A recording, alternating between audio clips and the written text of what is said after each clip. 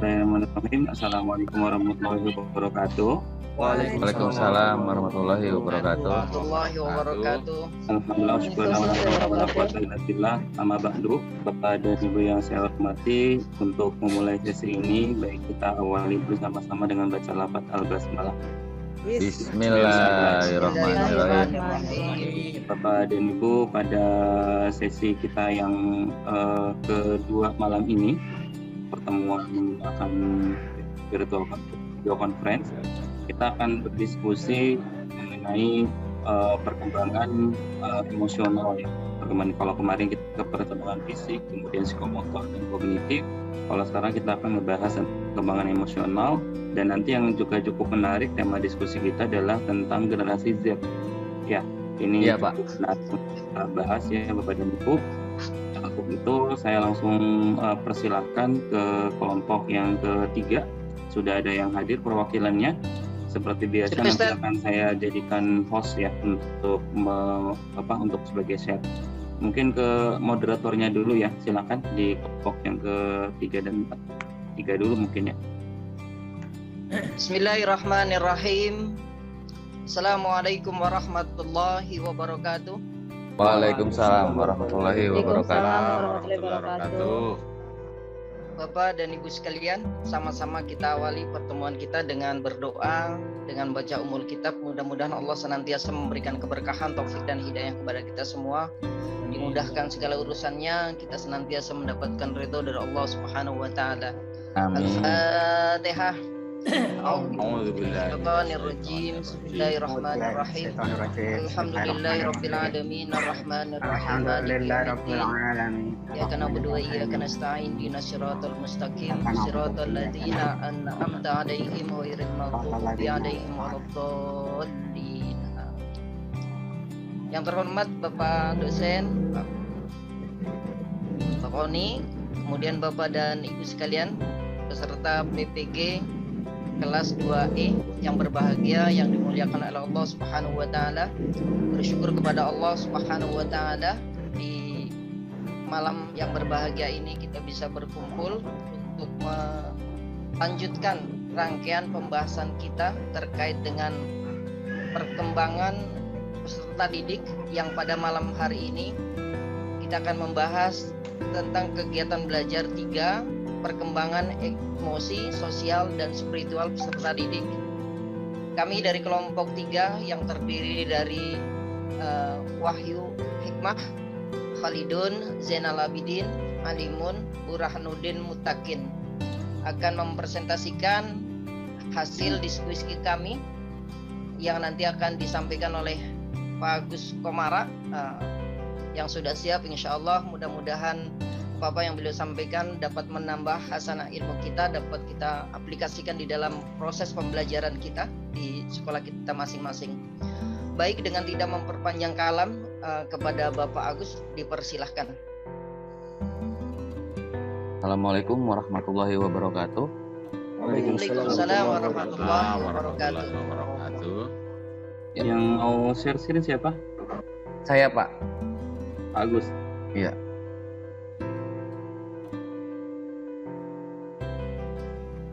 Ya, silakan Pak.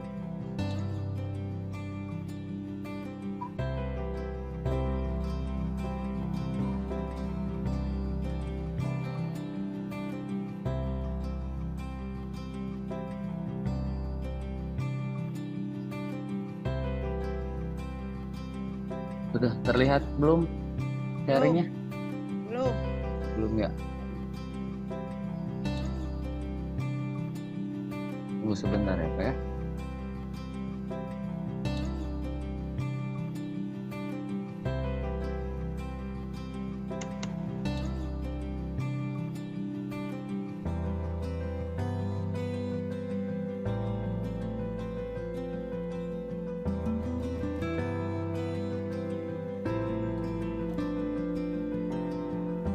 Kelompok 4 ya, bukan kelompok 3. Iya, kelompok 4 tadi salah sebut kalau nggak salah. Oh, kelompok 3 berarti belum ya? Kelompok 3 yang seharusnya hari ini.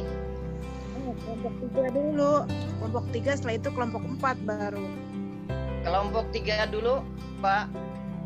Gimana ini? Nggak apa-apa, udah terlanjur. Nggak apa-apa, udah terlanjur ya? Tak waktunya takut ini balik. Oh gitu. Baik. Nggak apa-apa Pak. Nggak apa-apa.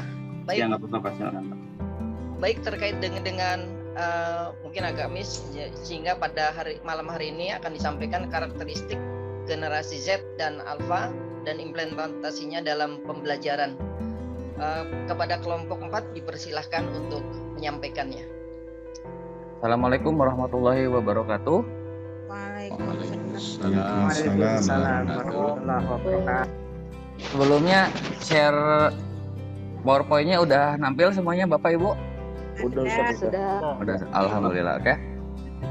Alhamdulillahirabbil alamin, summa alhamdulillah. Amma ba'du. Terhormat kepada Bapak dosen dengan panggilan akrabnya Pak Oni. Selamat malam Pak. Ya, kita dari kelompok 4 beranggotakan pertama Pak Ahmad Hairullah, saya sendiri Agus Komara, Amidun dan Pak Amidun Rahman, Bu Ani serta Bu Siti Latifah. Semoga Bapak Ibu semua sebagai audien dalam lindungan Allah Subhanahu wa taala dan selalu sehat walafiat. Hari ini kita dari kelompok 4 menyajikan materi yang sangat menarik, yaitu karakteristik generasi Z dan Alpha dan implikasinya dalam pembelajaran. Definisi karakteristik generasi Z dan generasi Alpha menurut Tuhan Tono, generasi Z adalah generasi yang lahir dari tahun 1995 sampai 2010. Generasi Alpha adalah mereka yang lahir setelah tahun 2010 dan mempunyai karakteristik. Yang pertama, menurut Tuhan Tono mengungkapkan bahwa ciri khas dari dua generasi Z dan Alpha adalah kerap dengan gawai, multitasking, banyak berkomunikasi dengan orang lain secara luas melalui media online, berpikir terbuka, senang hal-hal praktis dan kritis. Sedangkan generasi Z dan Alpha selalu terhubung dengan internet dan gawai, baik dalam kegiatan pembelajaran maupun dalam kehidupan mereka. Karakteristik yang ketiga, menurut Sumardianta dan Chris, mengungkapkan bahwa cara pandang generasi digital berbeda dengan para guru mereka yang merupakan pendatang baru di dunia digital. Dan strategi pembelajaran bagi generasi Z, generasi Alpha. Ada quote dari Pak Hapudin, guru harus memahami karakter generasi Z dan juga generasi Alpha sehingga mampu menyusun strategi khusus untuk menciptakan pembelajaran yang efektif dan bermakna. Ada beberapa strategi pembelajaran untuk generasi Z dan Alpha sebagai berikut. Yang pertama adalah pengembangan HOTS. Menurut Soehantono, berpikir tingkat tinggi atau HOTS dan menjawab tantangan kebutuhan siswa generasi Z dan Alpha berbasis IT. Yang kedua, memberikan kebebasan ekspresi. Menurut Rodia, pembelajaran yang tidak hanya mentransfer sejumlah informasi, melainkan menyalakan api cinta belajar, memelihara rasa ingin tahu yang tinggi, agar mereka dapat menemukan pengetahuannya sendiri suatu saat jika tidak ada lagi guru atau orang tua yang menuntun mereka untuk belajar. Pengembangan karakter. Menurut Sumardianta dan Chris, mereka adalah guru yang berani mendisrupsi diri sendiri. Selanjutnya, mengembangkan aneka minat dan bakat. Menurut Hapudin, karakteristik generasi Z jelas menuntut konsep pendidikan dan kemampuan pendidik untuk mengembangkan berbagai kompetensinya, baik dari sisi hard skill, soft skill, karakter, hingga spiritualitas. Strategi yang selanjutnya, menggunakan media digital. Kiai Haji Hasan Abdullah berpendapat atau mengungkapkan pendapat, at-thoriqu ahammu minal maddah wal mudaris ahammu minat thoriqah wa ruhul mudaris ahammu minal mudaris nafsih. Dan menurut bin Hajid, bukan sekedar guru, namun jiwa seorang guru lebih penting dari metode dan guru. Mungkin itu saja penyajian dari kita kelompok 4, dan bila ada yang ingin menambahkan dari kelompok 4 yang lain silahkan, dan kelompok yang lain pun bisa mengkonsep. Ada beberapa pertanyaan mungkin yang ingin disampaikan. Wabillahi taufiq wal hidayah. Wassalamualaikum warahmatullahi wabarakatuh. Waalaikumsalam warahmatullahi wabarakatuh. Waalaikumsalam warahmatullahi wabarakatuh. Demikian presentasi dari kelompok 4 yang sebetulnya tadi saya termasuk kelompok 3, cuma tadi kesalahan teknis sehingga mungkin nanti di kelompok 3 di akhir. Bapak dan Ibu sekalian, mungkin dari kelompok 4 ada ingin menambahkan atau ingin gimana Pak dosen, mau langsung tanya jawab atau ke kelompok yang ketiga dulu aja Pak, biar kita komprehensif materinya. Boleh di stop screen-nya dulu Pak Agus. Sudah Pak, terima baik, kasih Pak. kepada Zainal Abidin, Bapak Zainal Abidin, Siap, silakan Pak, siap. untuk oke, dia siap ternyata. Baik, kelompok berikutnya adalah kelompok 3 yang akan memandu dan akan mempresentasikan terkait perkembangan emosi, sosial dan spiritual bagi peserta didik yang akan disampaikan oleh kelompok 3 yang terdiri dari Wahyu Hikmah, Khalidun, saya sendiri, Zainal Abidin, Ngalimun, Burhan, Nurdin Muttaqin. Kepada Ustadz Zainal Abidin dipersilahkan.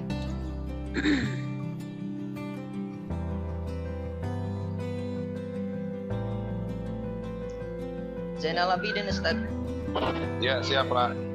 Tidak bisa ditampilkan ya Pak? Share.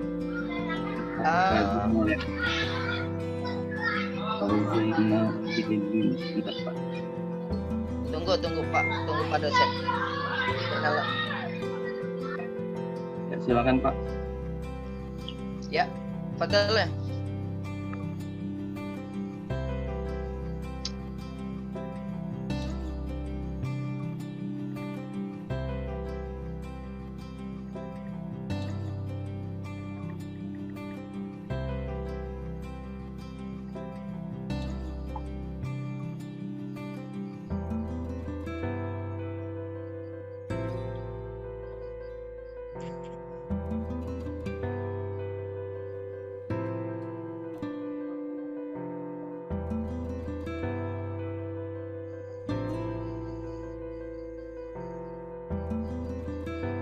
Ustaz Zainal, Mas terdengar?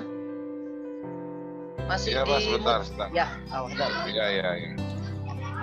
Kita sedang mencari di itu ya Pak. Ya. Saat Ada.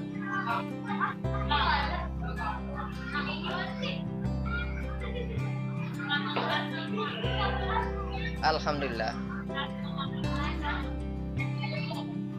saya Pak. Belum terlihat Pak. Belum ya? Belum. Bentar Pak, saya pakai handphone ini. Bentar sebentar. Lilinya apa ya? Layar ya? Masalah. Bentar Pak. Kirim ke grup aja Pak filenya Pak. Saya bantu untuk share Pak. Di grup sih ada itu. Sudah dikirim Pak. Bentar. Saya kirim grup ya.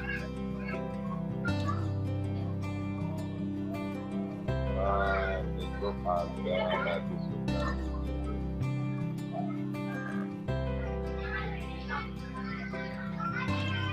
Bentar.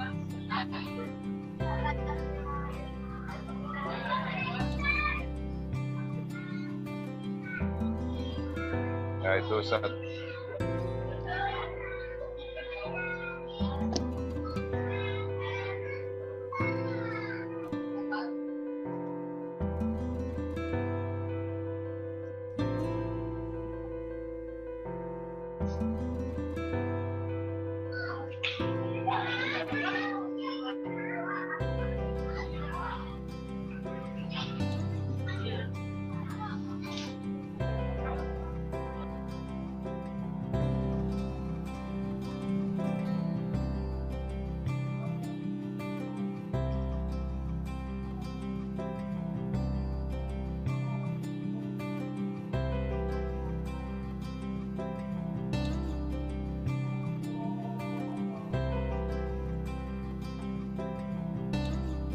Saya tampil Pak. Fadal Pak Zainal. Baik, bismillahirrahmanirrahim. Assalamualaikum warahmatullahi wabarakatuh. Waalaikumsalam. Waalaikumsalam warahmatullahi wabarakatuh. Mohon maaf sebelumnya Pak, ini lagi serak suaranya, jadi belum tidak maksimal. Kami dari kelompok 3, kegiatan belajar 3, perkembangan emosi, sosial, dan spiritual peserta didik dengan kelompok Wahyu Hikmah, Faridun, Zainal Abidin, Kalipon, dan Burhanul Mustaqim.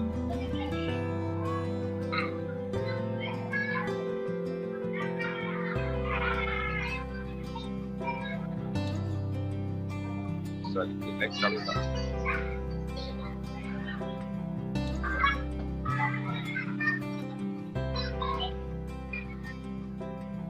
Next.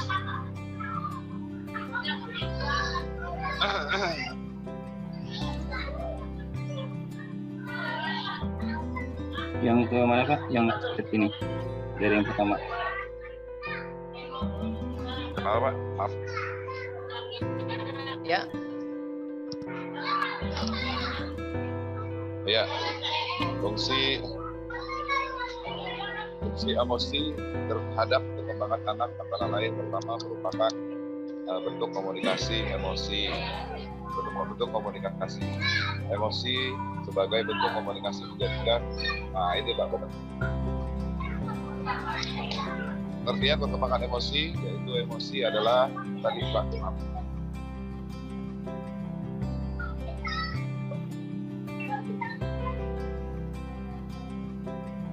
Lanjut aja ya Pak. Emosi sebagai bentuk komunikasi menjadikan anak dapat menyatakan segala kebutuhan dan perasaannya terhadap orang lain. Kedua, emosi berperan dalam mempengaruhi kepribadian dan penyesuaian diri anak dengan lingkungan sosialnya. Sebagai contoh, tingkah laku emosi anak yang ditampilkan merupakan sumber kekenalan lingkungan terhadap dirinya. Next.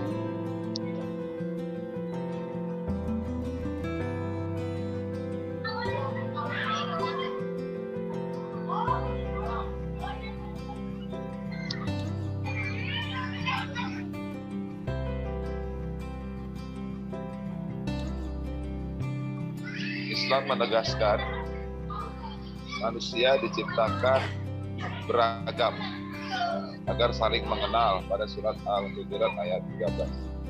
Lalu manusia saling menolong-menolong dalam surat Al-Maidah ayat 2. Sama orang-orang yang beriman itu bersaudara dalam surat ayat 10, dan kaum muslim itu adalah umat yang satu dalam surat Al-Anbiya ayat 92. Kesemuanya berimplikasi pada guru harus menanamkan rasa kebersamaan dan peserta didik dapat menyesuaikan diri baik sebagai individu maupun dalam kehidupan sosial.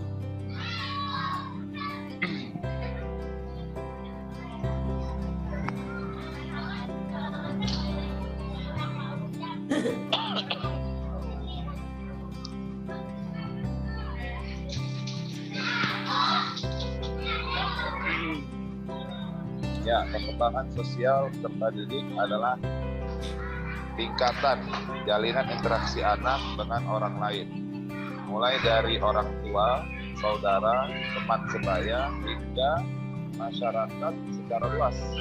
Perkembangan emosional adalah luapan perasaan ketika anak berinteraksi dengan orang lain. next.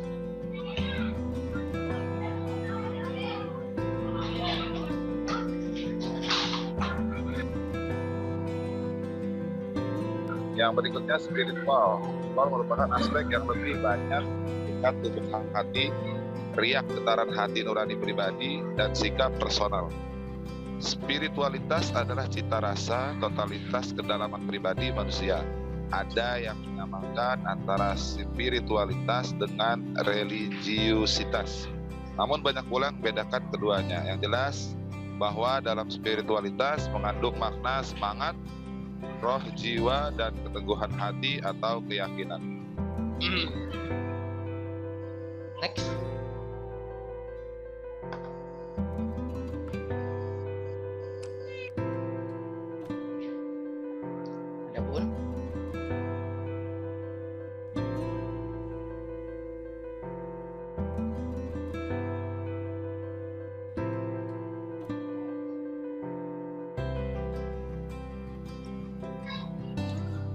Lalu yang berikutnya ada pun perkembangan spiritual keagamaan dibagi menjadi 3 tingkatan.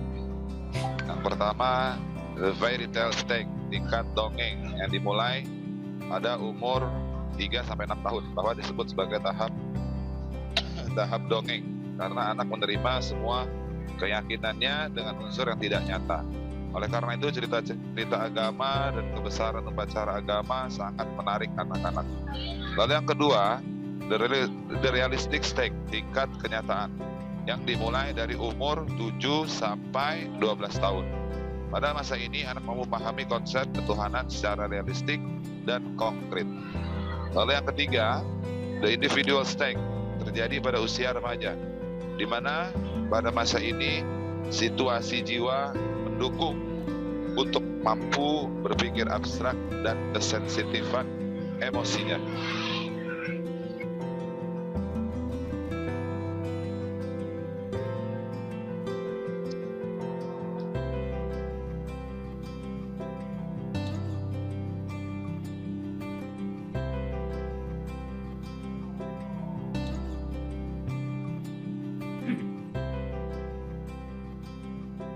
Lalu yang berikutnya, faktor yang mempengaruhi perkembangan emosi, sosial, dan spiritual peserta didik. Yang pertama, faktor yang mempengaruhi emosi.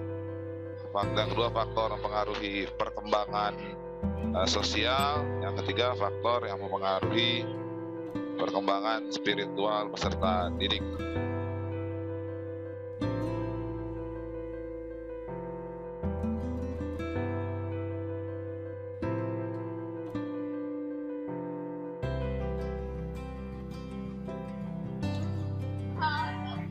Ditarik kesimpulan bahwa pendidik dan orang tua perlu memahami perubahan-perubahan yang dialami oleh anak saat anak berada di sekolah. Seorang guru harus peka terhadap perubahan-perubahan yang dialami anak didik, seperti perubahan emosi, perubahan tingkah laku, lalu prestasi, dan yang lain sebagainya. Selain itu, guru harus juga bisa menjalin komunikasi yang baik dengan anak didik, sehingga mereka tidak merasa takut saat ingin menceritakan permasalahan yang sedang dihadapinya. Apabila guru dapat menjalin komunikasi yang baik dengan siswa atau dengan peserta didik, maka akan memudahkan guru untuk memberikan saran ataupun bimbingan kepada siswa tertentu yang mengalami masalah. Demikian yang bisa disampaikan dari kelompok 3. Mungkin ada penambahan dari teman-teman yang lain.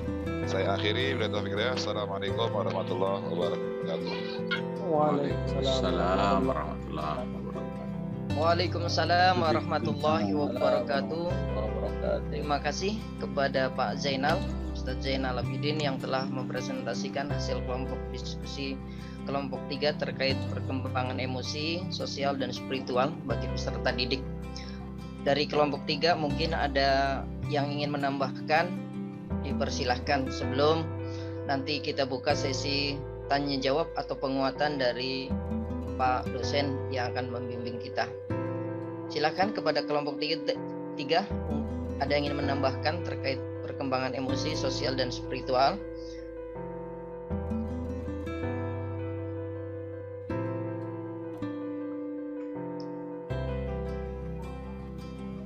Bagaimana Bapak dan Ibu sekalian? Saya tambahkan Pak, suara saya kedengaran tidak Pak? Ya, silakan Ibu. Ya, Ibu baik. Wahyu Hikmah. Baik, di sini saya sebelumnya terima kasih banyak kepada Bapak dosen pembimbing. Baik, di sini saya ingin menambahkan sedikit tentang perkembangan emosi, sosial, dan spiritual peserta didik. Ketika seorang guru di lapangan, maka kita akan melihat bahwa perkembangan peserta didik itu muaranya adalah dari keluarga, gitu ya. Emosi seorang anak sangat dipengaruhi oleh bagaimana kedua orang tuanya di dalam keluarga ketika bersikap, ketika bertutur kata, gitu ya. Jadi di sekolah itu adalah implikasi dari bagaimana orang tuanya di rumah. Kita akan melihat barangkali ada seorang siswa yang di rumah orang tuanya rajin beribadah, katakanlah rajin sholat, puasa, gitu ya. Kemudian sikap mereka sopan, itu tidak lebih dari pendidikan orang tuanya di rumah, gitu. Sehingga kita akan lebih mudah untuk mendidik mereka. Walaupun perkembangan ilmu pengetahuan dan teknologi hari ini sudah sangat maju sekali, tapi bagaimanapun peran seorang guru di sekolah itu penting, karena guru akan mendidik dengan hati. Mau setinggi apapun IT hari ini, tapi guru tidak bisa tergantikan gitu ya. Bagaimana guru mendidik, guru membimbing, apalagi kalau misalkan di lapangan gitu ya Pak. Kalau misalkan ada anak yang di rumah saja mereka tidak sholat gitu ya, tiba-tiba kita ajak mereka untuk sholat, memang harus dipaksakan seperti itu. Jadi saya melihat bahwa perkembangan emosi, sosial, dan spiritual peserta didik itu muaranya adalah di rumah, terutama di keluarga. Demikian saja. Terima kasih Ibu Hikmah yang telah memberikan tambahan dan penguatan kepada kita tentang materi perkembangan emosi, sosial, dan spiritual. Ada lagi Bapak dan Ibu yang ingin menambahkan atau memberikan masukan?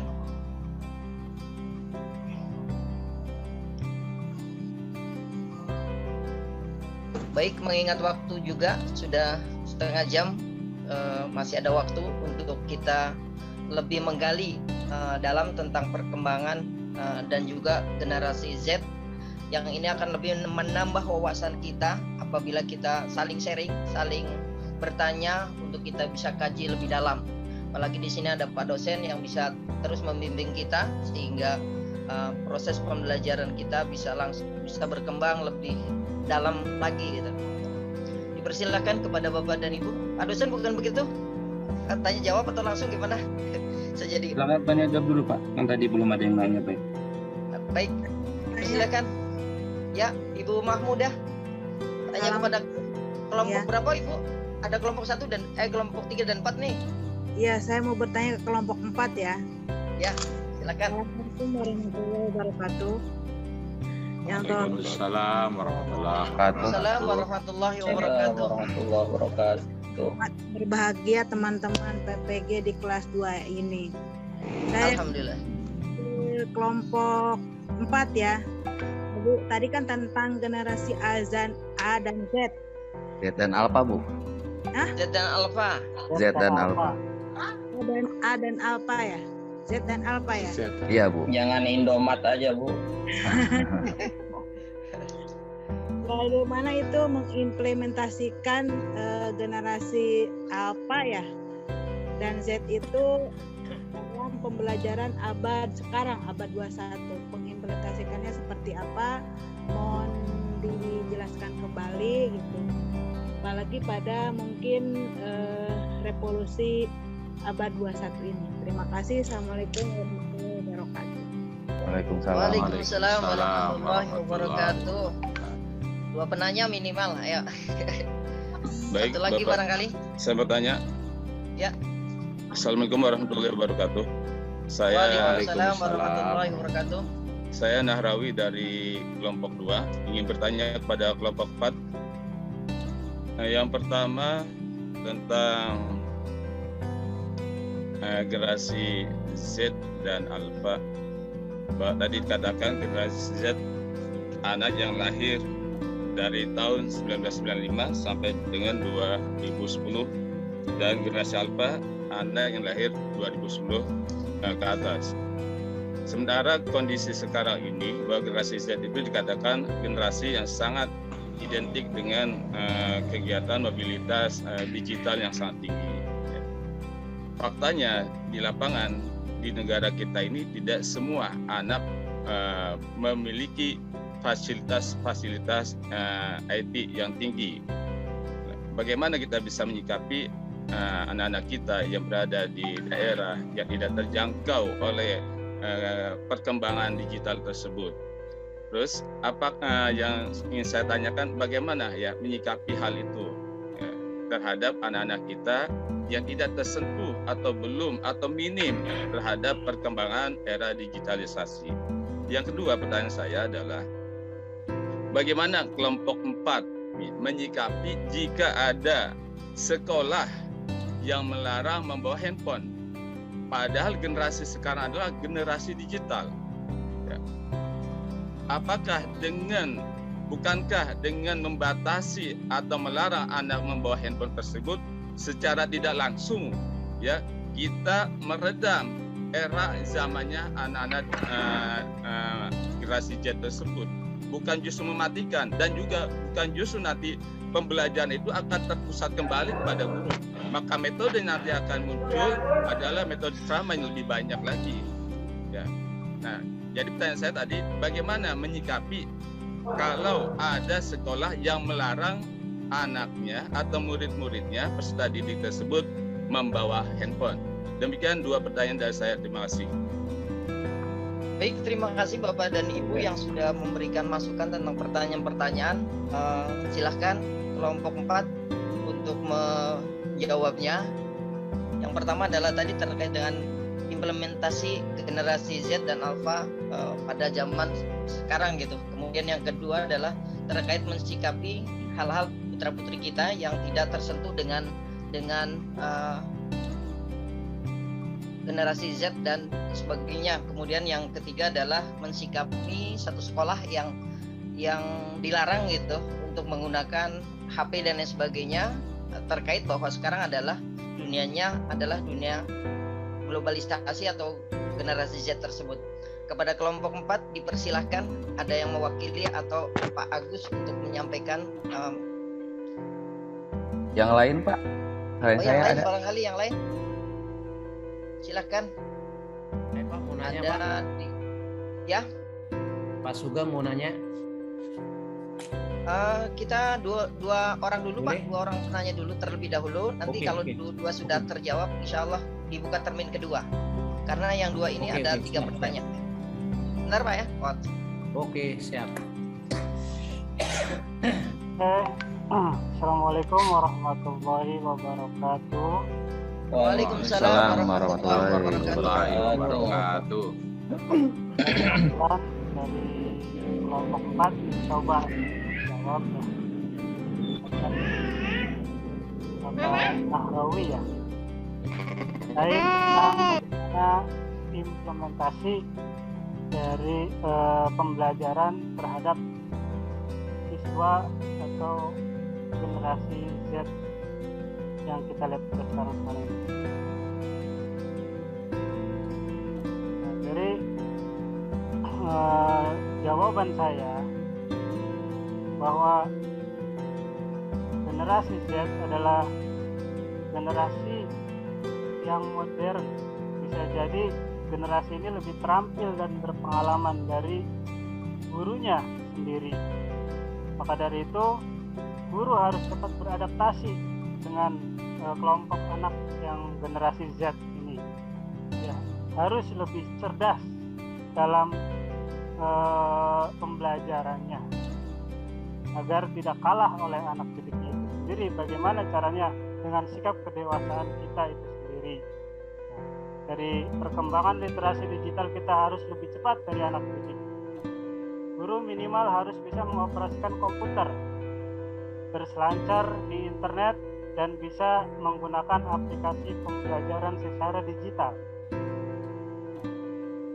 Karena menurut Sumardinata dan Chris yang tadi sudah dibacakan oleh Pak Gus, mengungkapkan bahwa cara pandang generasi digital berbeda dengan para guru mereka yang merupakan pandangan baru di dunia digital.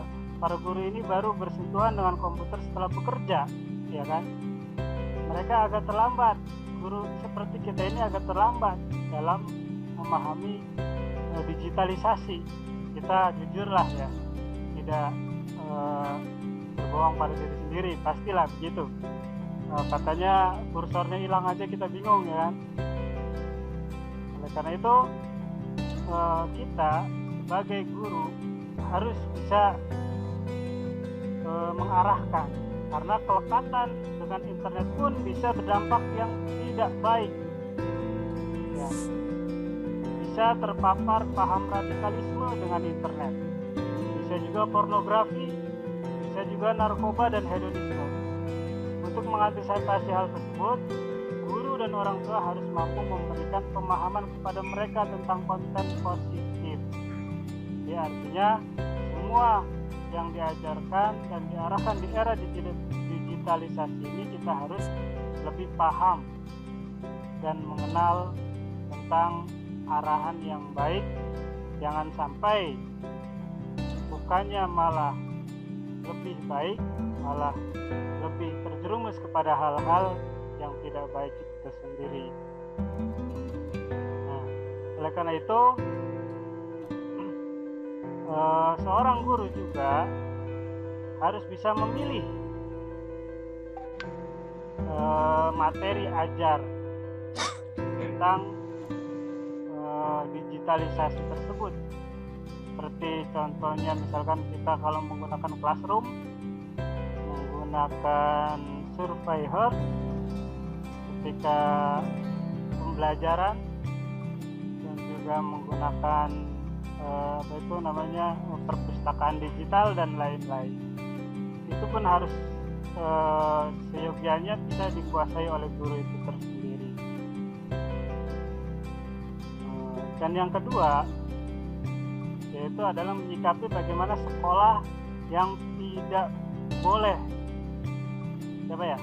tidak boleh membawa HP, Pak ya? Betul, Pak. Oke. Jadi tentang sekolah yang tidak membawa HP, larangan membawa handphone atau alat digital yang lainnya, itu ada pada sebuah mafuzat ya, latah tajir mandunaka falkulli syai'in raziyah. Setiap sesuatu pasti memiliki kelebihan. Jadi ketika ada sekolah yang melarang menggunakan HP, itu tidak bisa kita salahkan juga ya, karena mungkin sarana dan prasarana yang dimiliki sekolah tersebut masih belum mencukupi. Tapi ketika ada sekolah yang menerapkan era digitalisasi seperti sekarang ini, berarti sekolah itu sudah lebih maju dari sekolah yang belum menerapkan digitalisasi tersebut. Makanya antara sekolah yang memperbolehkan dan tidak memperbolehkan itu kalau menurut saya tidak menjadi masalah. Yang penting pembelajaran di sekolah akan berjalan dengan lancar dari pertama pembelajaran sesuai rencana dan juga terakhir sampai evaluasi. Demikian jawaban dari saya. Mungkin ada yang bisa menambahkan, saya silakan. Assalamualaikum warahmatullahi wabarakatuh. Saya mau ada sedikit lanjuti ya. Ya.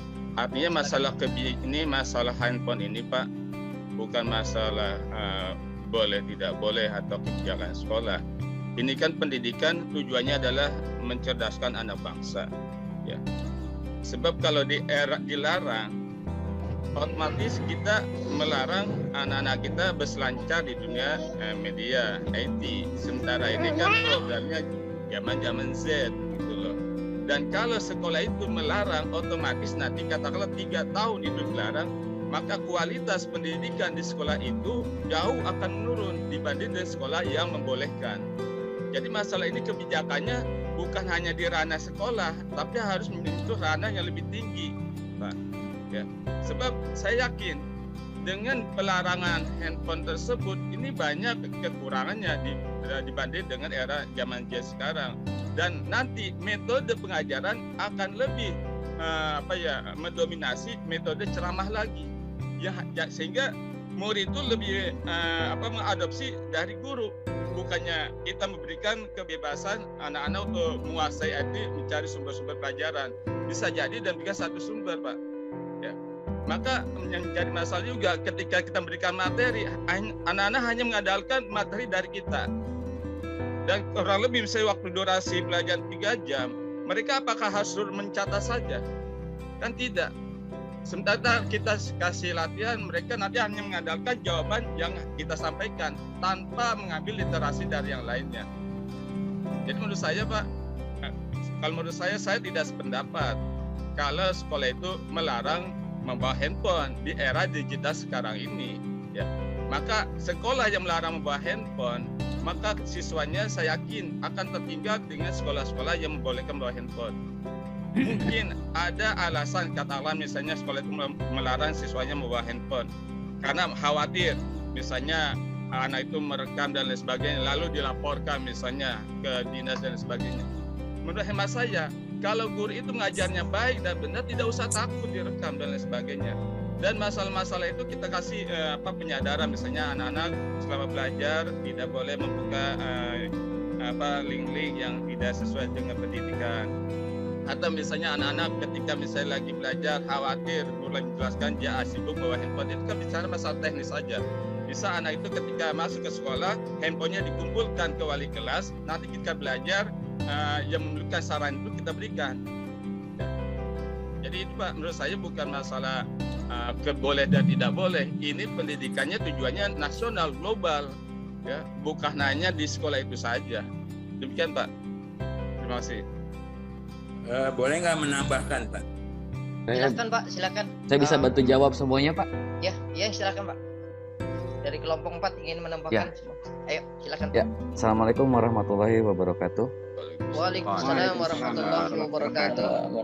Ya, yang pertama dari Ibu Ustazah ini tentang implementasi untuk generasi Z dan Alpha ya. Ibu Mahmudah.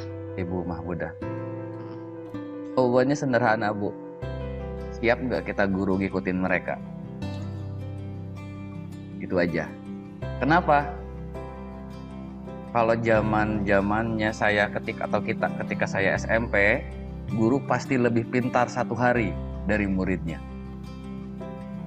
Tapi untuk sekarang itu nggak bisa dilakuin, karena kadang-kadang anak yang memang sudah cerdas dan fasilitasnya lengkap itu bisa sedikitnya selangkah lebih maju dari kita, yaitu tadi itu ada pemanfaatan teknologi yang otomatis menjadi PR kita semua para guru PAI yang notabene terbiasa dengan ceramah, sekarang harus sedikit modern.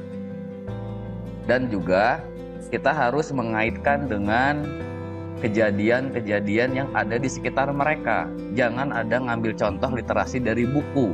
Kita ikutin zaman mereka, kita kaitkan, kita kasih dalil bahwa baik itu baik atau buruk. Bagi yang pertama, nomor pertama ya dari Ibu Mahmudah ya pertanyaannya. Kesiapan kita saja. Yang kedua, sikap untuk generasi Z yang kurang IT. Jujur Pak, saya ngajar di SMPN 43 Raksa yang dimana notabene kampung. Bahkan masih ada yang disebutnya sinyal itu nggak ada atau disebutnya black zone. Akan tetapi itu kan tidak bisa ditahan IT ini ya Pak ya Bu. Apalagi 2 tahun kemarin kita kena kendala COVID, semua dibekukan dan hanya via HP. Kalau yang kurang IT, mau tidak mau kita jemput, kita ajarin. Yang pertama, ini yang saya lakukan di sekolah kita ya. Kebetulan sekolah saya tempat ngajar, ini mendapat bantuan afirmasi berupa tab 200 piece. Artinya, ada anak-anak yang kurang IT. Kita jangan nyerah, kita jemput ke rumahnya, kita kasih tabnya, kita kasih kartunya, kita kasih semuanya cara-caranya biar mereka bisa. Dan sekaligus menerangkan, kamu nggak bisa HP untuk belajar, kamu ketinggalan. Akhirnya mereka mau Pak. Bahkan kan daftar SMA pun pakai IT, semuanya teknologi. Yang kita, intinya semuanya ada di kita. Kitanya jangan nyerah. Gitu. Bahkan yang tadi itu memanfaatkan segala yang ada. Dari mulai fasilitas di sekolah, bahkan gini Pak, Bu. Di kita wali kelas 9 ini sampai kayak tukang ojek. Nganterin anak. Kenapa? Kita nggak mau semua itu terhambat gara-gara mereka keterbatasan dengan HP, dengan internet. Kenapa? Kita tidak bisa memaksakan mereka untuk punya HP karena faktor ekonomi terutama. Jadi tergantung ke kita yang kurang IT itu, ajarin mereka. Kan di sekolahan bukan hanya guru PAI yang bisa ngajarin mereka, semua guru, semua wali kelas kita minta bantuannya.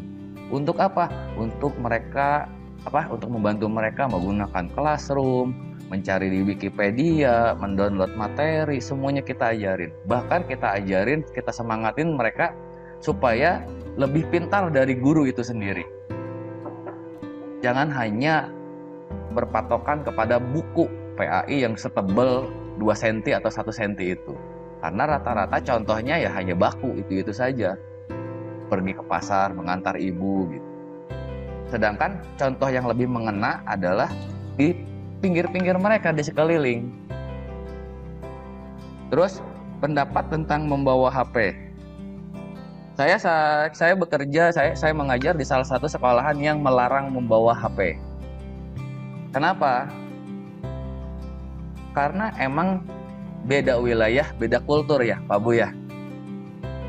Saya masih di kampung, Pak Bu. Di sini yang bawa HP pernah kepergok. 1, main ludo. 2, bikin TikTok pada jam sekolah. Bahkan sini ada yang berani ketika jam kosong mereka main ludo. Tahu Pak ya, main ludo ya. Sampai balap kuda semuanya, dan bahkan di sini sekarang lagi tren main slot. Ketika semuanya pertimbangan gini, berdasarkan kultur atau kebudayaan yang terjadi di sekitar sekolah, zona kita, bahwa kita belum siap untuk memperbolehkan anak membawa HP. Kenapa? Negatifnya lebih banyak. Gitu. Tapi kita juga tidak membendung kreativitas anak dengan melarang HP aja. Kalau emang anak ingin menggunakan media digital, kita pinjamkan mereka dengan tab bantuan tadi, atau mungkin dengan HP guru, atau dengan menggunakan lab komputer yang ada. Searching. Terus kita buka 15 komputer, 20 komputer di laboratorium, masukin mereka pas pelajaran PAI, searching tentang ini, tentang masalah terkini. Jadi jangan juga menyalahkan ada sekolah yang tidak membawa HP, yang tidak memperbolehkan membawa HP, dia akan menurun, bahkan tertinggal. Enggak, Pak. Kita sudah mempertimbangkan baik buruknya si peserta didik ini ketika membawa HP dan tidak membawa HP. Tapi ternyata lebih banyak ke unsur negatifnya. Oleh karena itu, kita tidak menyerah, kita buka lab, kita searching mereka, kita siapkan ruang multimedia, kita masukin mereka, tonton itu video, bikin resume. Gunakan itu Google, komputer ada, silahkan cari materi, carikan contoh yang bisa kita diskusikan. Yang terpenting adalah kita bisa nggak lepas dari metode ngajar caranya yang ceramah. Karena anak-anak zaman sekarang ketika diceramahin, masuk kuping kanan, keluar kuping kiri. Tapi ketika mereka ketemu dengan batunya sendiri, mereka ketemu dengan kejadian di lingkungannya sendiri, mereka bisa ngerti dengan jelas. Yang penting mereka bisa mengaplikasikannya. Sebenarnya ini tuntutan bagi kita semua. Generasi Z atau generasi Alpha, mungkin kalau kita semuanya ini bukan generasi Z Alpha lagi, kita generasi apa nih Pak? Generasi Kan mau nggak mau ya Pak ya, kita harus bisa Zoom. Dipaksa oleh keadaan, tapi kita jangan nyerah. Yang nyerah ya udah ketinggalan. Seperti itu Pak. Ya jadi bawa HP dan tidak bawa HP emang jadi masalah ketika menurut era digital gitu kan. Jadi masalah, wah ini nggak bakal gini-gini maju. Tapi kita nggak nyerah di situ. Tidak bawa HP tapi kita sediakan di sekolah. Yang penting kita jangan nyerah. Apalagi yang basisnya swasta. Yang tadi bilang mungkin Pak Oni sendiri pernah sedikitnya mengajar di Darel Kolam, kan tidak membawa HP, tapi sekolah tidak nyerah, malah lebih lengkap fasilitasnya, atau mungkin di yang lain. Bahkan kita pernah gimana? Kita minjem laptop ke orang tua murid supaya mereka bisa searching sebelum turun bantuan komputer. Jadi jangan menjustifikasi bahwa sekolahan itu rendah atau enggak, jangan disebutnya wah generasi Z ini kuper atau kayak gimana. Kita ikutin zaman, yang nggak ikutin zaman kelindes. Pokoknya kayak begitu. Kita kasih penerangan kepada mereka juga, sehingga mereka tertuntut. Walaupun bahkan ketemu kayak begini Pak, di saya ada santri salap Pak, di Bapak ada yang murid peserta didik kayak begitu nggak Pak? Santri salap. Ada bagus. Ya, santri kalong ya Pak ya? Mohon ada ya. Ada. Itu lebih sulit diatur. Benar Pak? Betul sekali. Ya. Kenapa? Mereka menurut mereka sendiri dalil agama jagoan mereka Pak. Dan terutama doktrin di pesantren salaf itu kadang kiainya itu yang kuat. Iya, mereka pasti lebih mendengarkan kiainya daripada kita sendiri.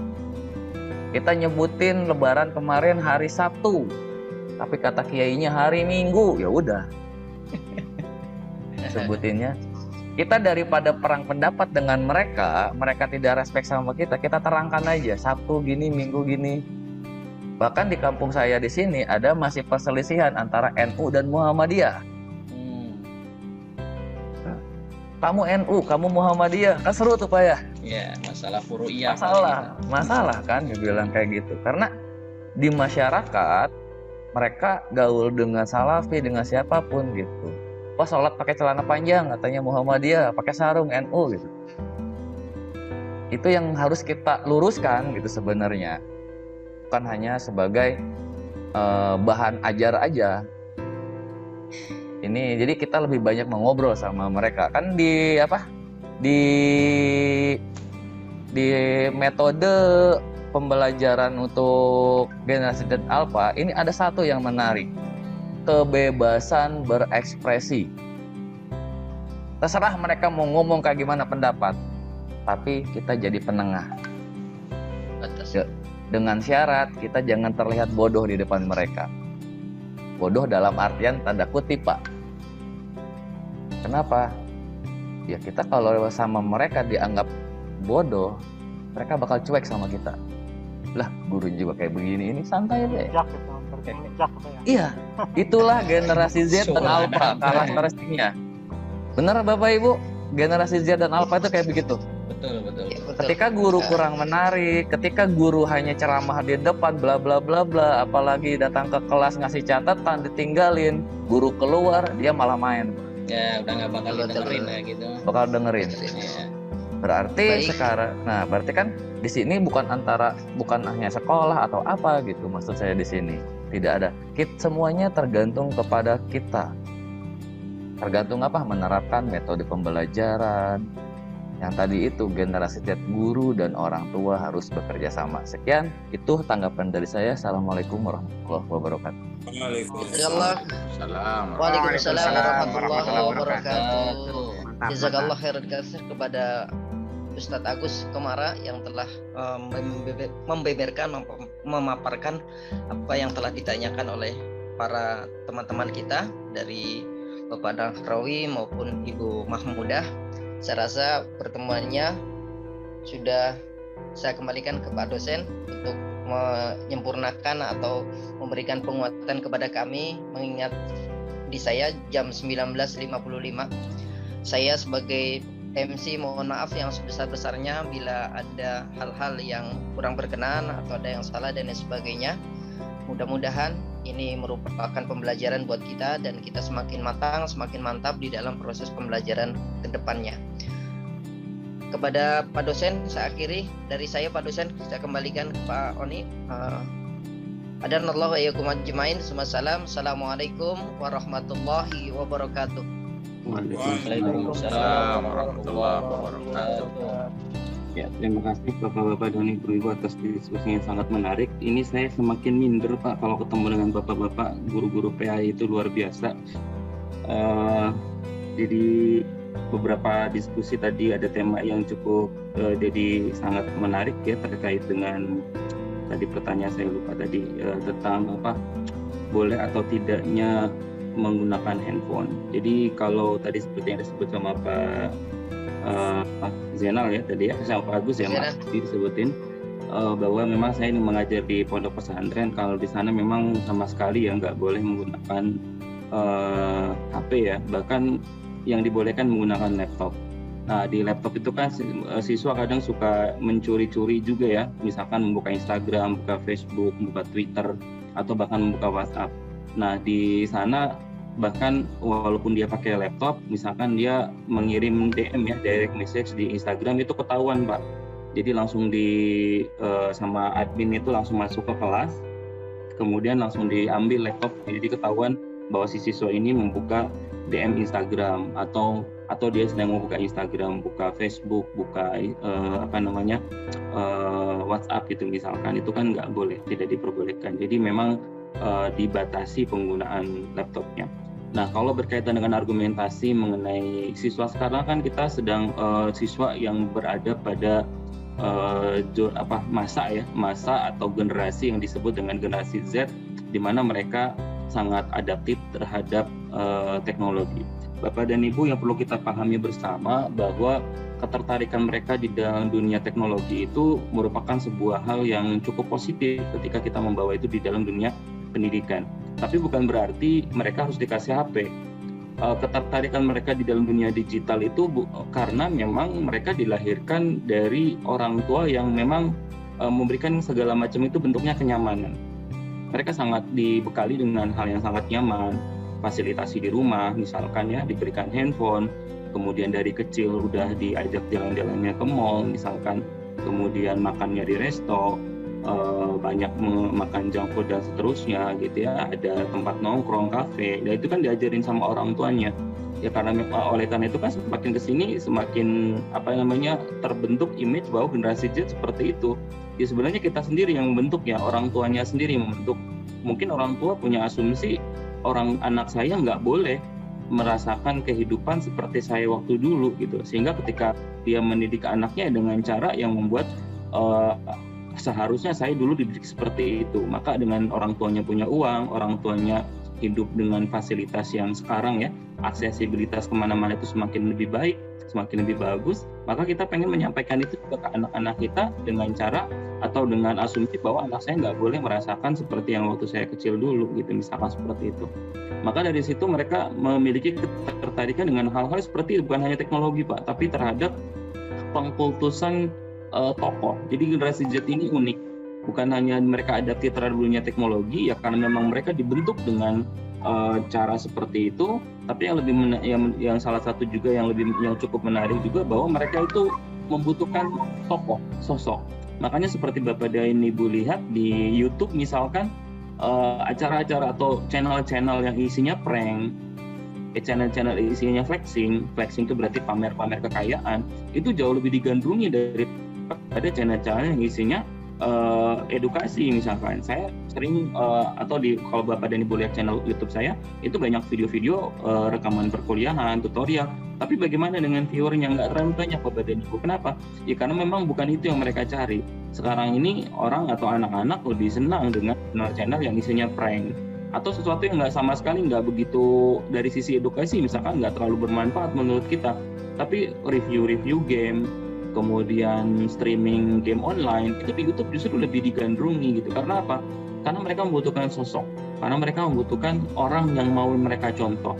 Sehingga ketika kita tanya mau jadi apa nanti besar, gitu besar nanti kamu mau jadi apa, ditanyanya bilangnya mau jadi content creator, bilangnya mau jadi editor, bilangnya mau jadi YouTuber gitu.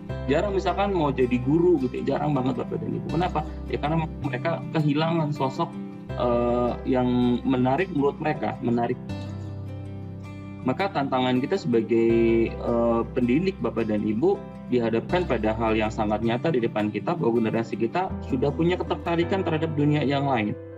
Kalau misalkan kita mengemas kegiatan pembelajaran dengan menggunakan handphone sebagai contoh, satu sisi ada positifnya, tetapi kalau menurut saya jauh lebih banyak tidak positifnya daripada positifnya.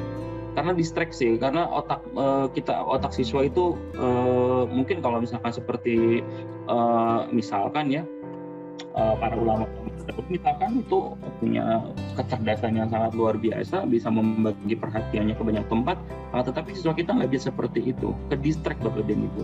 Kemudian kalau kita ngomongin yang kemarin ya, tema-tema kita kemarin tentang perkembangan psikomotorik, perkembangan fisik, misalkan sama perkembangan kognitif, dari beberapa hasil penelitian yang pernah kita lihat ya, di Bapak dan Ibu bisa lihat bagaimana perkembangan psikomotorik siswa yang lebih banyak berinteraksi dengan handphone dibandingkan anak-anak yang interaksi dengan handphonenya dibatasi.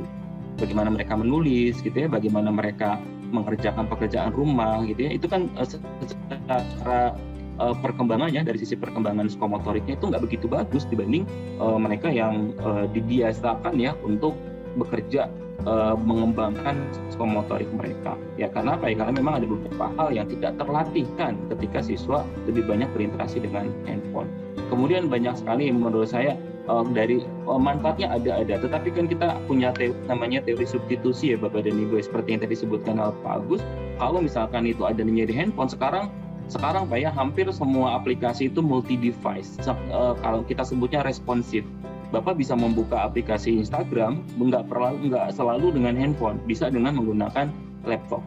Bapak bisa menggunakan aplikasi pembelajaran banyak sekali, bahkan fitur-fitur di laptop itu jauh lebih kaya dibanding dengan handphone. Nah, kalau misalkan sekolah misalkannya belum bisa memfasilitasi penyediaan komputer, laptop atau tab gitu ya, kita bisa menyiasatinya misalkan dengan menggunakan komputer yang Bapak dan Ibu punya, laptop yang Bapak dan Ibu punya.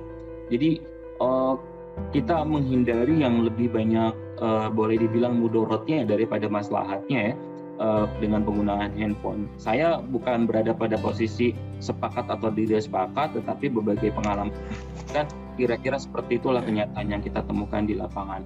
Kalau ada teori yang mengatakan bahwa ada sekolah yang nanti akan tertinggal ketika dia sekolahnya itu melarang penggunaan handphone, saya kira belum ada satu teori yang seperti itu mengarah ke sana. Bahkan beberapa pengalaman yang kita lihat justru handphone itu akan memberikan banyak distraksi ya, banyak banyak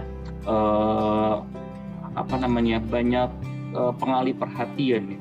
Bahkan kalau di salah seorang manajemen majelis tausiah di Depok itu menyebutkan laptop aja disebutnya setan Bapak dan Ibu. Laptop itu setan gitu Bapak. Karena itu yang mengganggu siswa dari konsentrasi dia belajar.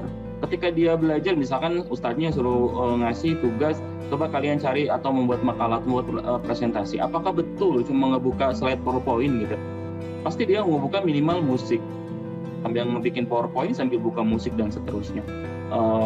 Sampai kalau di Darko itu ada laptop center atau LC, kita nyebutnya LC. Jadi penggunaan laptop itu dibolehkan di jam-jam tertentu. Ketika di jam belajar itu boleh menggunakan laptop kalau sudah ada izin tanda tangan dari ustadz yang mengajar di kelas itu dan dituliskan dari jam berapa sampai jam berapa. Setelah selesai harus dikembalikan lagi ke LC. Jadi kita ada LC atau laptop center yang baik yang putra ataupun yang putri. Jadi dan di kelas pun saya kebetulan mengajar programming Bapak dan Ibu. Mengajar programming itu nggak mungkin kalau nggak pakai laptop. Jadi saya nggak mungkin pakai HP, itu nggak bisa pakai HP, harus pakai laptop. Jadi kan harus pakai laptop gitu. Kalau nggak pakai laptop susah siswa belajar pemrograman komputer itu menggunakan pakai nulis-nulis tuh nggak bisa, pakai handphone aja nggak bisa, harus pakai laptop. Mana cara saya menggunakan laptop? Saya selalu bilang please take your laptop and then face to the wall. Saya bilang face to the wall, ngadep tembok. Jadi siswa ketika membawa laptop itu nggak boleh kita berhadapan-hadapan dengan siswa, mereka harus menghadap tembok semua. Tujuannya adalah apa? Agar saya tahu apa yang mereka buka gitu. Jadi bukan menghalang kita menggunakan laptop, kita sampai menggunakan laptop aja kita sangat sulit mengontrolnya, apalagi handphone yang bisa dimasukin ke saku gitu, kita nggak tahu apa. Mungkin itu Bapak dan Ibu sebagai penguatan aja, mudah-mudahan ada manfaatnya. Terima kasih atas diskusi Bapak dan Ibu yang sudah sangat meriah sekali. Sekali lagi saya posisinya ada di pertengahan aja, tidak dalam menjudge siapa yang benar dan salah, enggak, tapi saya hanya menceritakan pengalaman-pengalaman yang saya dapatkan, kemudian juga diramu dengan beberapa hasil penelitian yang mungkin Bapak dan Ibu juga bisa lihat di jurnal-jurnal. Bapak dan Ibu, untuk besok saya berikan konsentrasi sepenuhnya untuk Bapak dan Ibu menyiapkan tes akhir modul. Tes akhir modul akan kita laksanakan mulai jam 2, Bapak dan Ibu bisa buka seperti biasa sampai nanti jam 16. Harapannya sih semuanya tidak ada yang remedial Bapak dan Ibu.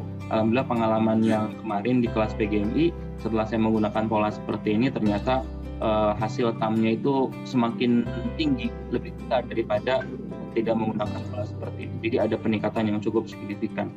Nanti di hari Minggu kita istirahat dulu Bapak dan Ibu, nanti kita akan mulai lagi di hari Senin dengan pola yang sama. Jadi nanti akan ada pembagian lagi, nanti kita tukar Bapak dan Ibu ya. Jadi nanti yang kelompok 1 dan 2 akan menjadi kelompok 3 dan 4. gitu ya. Jadi biar ada perubahan urutan. Baik Bapak dosen mau nanya. Pak dosen, assalamualaikum Pak dosen, mau nanya ini Pak Sugeng sebentar. Ya, Pak Satu Sugeng, silakan, pertanyaan aja. Bagaimana caranya menyikapi pembelajaran berbasis IT yang sekarang lebih banyak negatifnya dibandingkan positifnya? Kalau kita melihat peserta didik itu lebih banyak ke arah-arah yang negatif ya.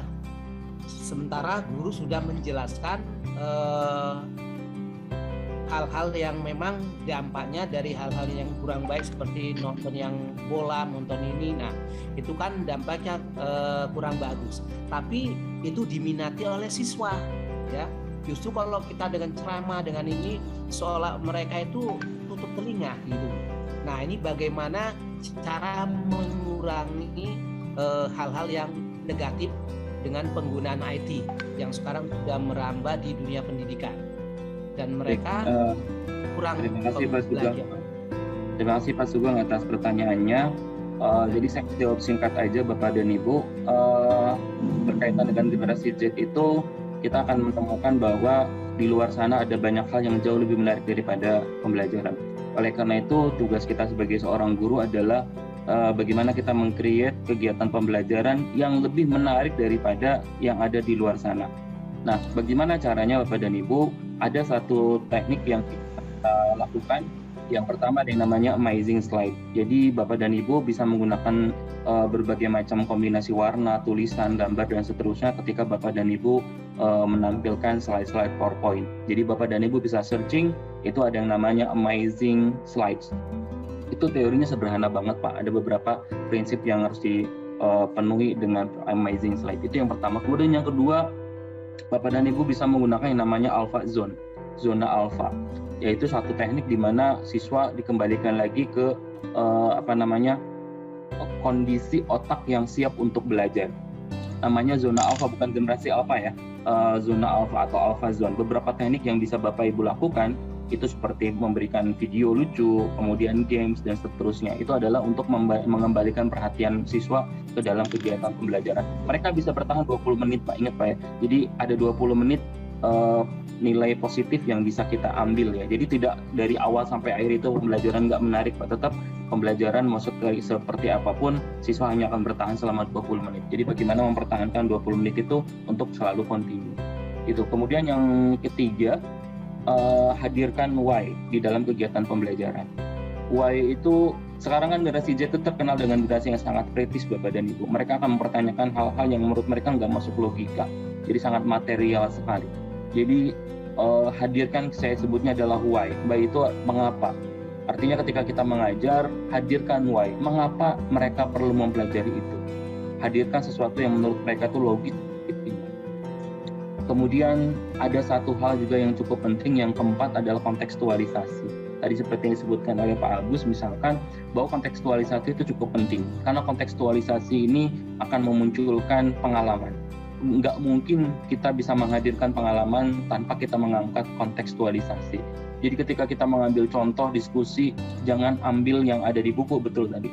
Jangan ambil, tapi ambil kisah-kisah yang terjadi di lingkungan mereka. Mereka kita biarkan untuk bercerita, sehingga mereka terlibat di dalam kegiatan pembelajaran. Nah, berkaitan dengan penggunaan teknologi di dalam kegiatan pembelajaran, ada dua posisi Bapak dan Ibu. Yang pertama, kita bisa menggunakan teknologi sebagai media. Kemudian yang kedua, kita bisa menggunakan teknologi sebagai sumber. Jadi ada beda antara media dengan sumber. Ketika Bapak dan Ibu menggunakan PowerPoint untuk mengajar, maka PowerPoint sebagai sumber, bukan sebagai media. Sementara pemahaman media atau pengertian media adalah sesuatu yang Bapak dan Ibu lakukan atau Bapak dan Ibu gunakan untuk membantu siswa belajar. Ketika Bapak dan Ibu menggunakan PowerPoint sebagai alat bantu untuk sebagai alat untuk mengajar, maka Bapak dan Ibu tidak menggunakan PowerPoint untuk siswa belajar.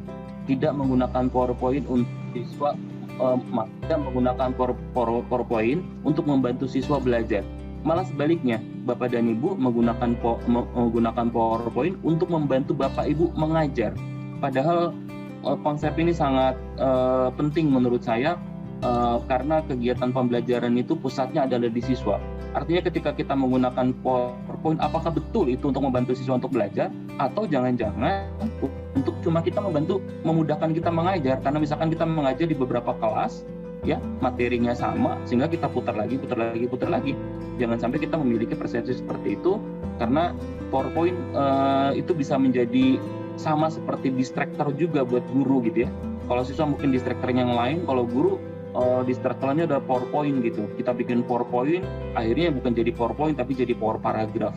Teksnya panjang, semuanya ditumplak, semua Bapak dan Ibu ada modul di semuanya dipasta semuanya ke situ. Jadinya power paragraph bukan jadi PowerPoint Bapak dan Ibu. Nah, kata kunci pentingnya tadi, jadikanlah teknologi itu sebagai alat, sebagai media, bukan sebagai sumber. Bagaimana caranya? Libatkan mereka di dalam teknologi, tetapi tetap masih dalam pengawasan kita. Makanya kita menyebutkan ada yang namanya guided inquiry, ada guided discovery. Jadi siapkan lembar kerja Bapak dan Ibu, lembar kerja bagaimana mereka menggunakan teknologi, entah itu komputer, entah itu laptop, entah itu apa gitu ya. Yang penting mereka tahu dengan alat yang kita siapkan itu atau dengan alat yang mereka gunakan itu mereka harus ngapain gitu. Jangan secara lisan Pak, mereka nggak suka dengan instruksi yang sifatnya lisan. Tulis aja, bentuknya lembar kerja, sebutkan apa yang mereka harus lakukan dengan menggunakan media atau alat yang kita siapkan, entah itu laptop, entah itu komputer gitu ya, dan entah itu HP dan seterusnya. Jadi mereka akhirnya mengoptimalkan semua fasilitas kegiatan yang kita siapkan di dalam kegiatan pembelajaran demi tercapainya tujuan pembelajaran. Mungkin itu Pak, mohon maaf tidak menjawab secara langsung, mudah-mudahan ada manfaatnya. Kepada Ibu, terima kasih Pak Khairwani telah memaparkan penjelasan ini. Semoga bermanfaat untuk saya dan teman-teman semua yang ada di sini. Terima kasih Pak. Terima kasih Pak Sugeng. Terima kasih Bapak dan Ibu semuanya. Sama-sama Pak. Untuk sesi ini kita ketemu lagi nanti hari Senin ya Bapak dan Ibu untuk modul yang keempat. Baik, kita akhiri sesi malam ini dengan Pak Rani, maaf sedikit Pak Rani mau nanya. Iya Pak Rawi. Mau nanya Pak, apakah PowerPoint yang kami tampilkan ini ada kreditornya untuk menambah nilai kami Pak? Terima kasih. Secara langsung nggak ada Pak. Tetapi aktivitas gitu. Bapak dan Ibu membaca modul itu akan menguatkan minimal ya Bapak dan Ibu sudah membaca modul dan itu akan sangat berpengaruh sekali terhadap dan penguasaan kita terhadap materi ini lebih komprehensif kan, artinya tidak sekadar membaca aja. Nanti akan terasa Bapak dan Ibu ketika mengerjakan soal-soal baik itu di tes akhir modul maupun nanti di tryout atau di UP misalkan ya. Baik Bapak dan Ibu, ulangi lagi kita akhiri dengan bacaan lafaz alhamdulillah. Alhamdulillah ya rabbil alamin. Ya demikian Bapak dan Ibu, kurangnya sekali lagi saya mohon maaf. Waalaikumsalam warahmatullahi wabarakatuh. Meeting buat semuanya Bapak dan Ibu ya. Selamat istirahat Pak.